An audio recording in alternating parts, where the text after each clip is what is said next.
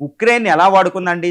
రష్యాని అణచడానికి, రష్యాని సర్వనాశనం చేయడానికి ఉక్రెయిన్‌ని ఎగదోసి, ఇన్‌స్టిగేట్ చేసి రష్యా మీదకి యుద్ధానికి పంపింది United states of America.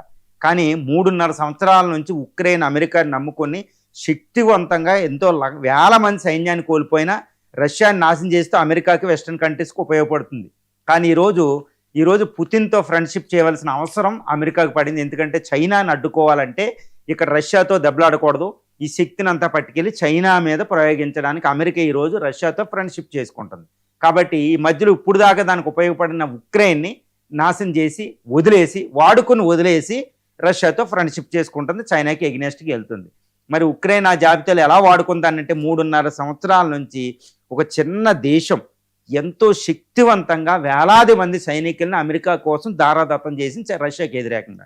రష్యాకి ఎగ్నెస్ట్‌గా అమెరికాలు, western countries యుద్ధం చేయలేని పరిస్థితి. ఎందుకంటే రష్యా అంటే అంత భయంకరం. ఏదో చిన్న దేశాన్ని వదిలేశారు వాళ్ళు. మరి ఈ చిన్న దేశాన్ని ఈరోజు అవసరానికి వాడుకొని పక్కన పెట్టేశారు. ఏ విధంగా వాడుకున్నంటే దాన్ని ఉక్రెయిన్ ముక్కలవ్వబోతుంది. ఉక్రెయిన్‌లోని డోన్బాస్ రీజన్‌లో ఉన్న లుహాన్స్కు, డొనెట్స్కు, జపరోజియా, అదేవిధంగా క్రిమియా ప్రావిన్స్‌ని ఉక్రెయిన్ ఏమంటున్నారు? ఉక్రెయిన్ అధ్యక్షుని నువ్వు రష్యాకి ఇచ్చి, పుతిన్‌కి ఇచ్చి.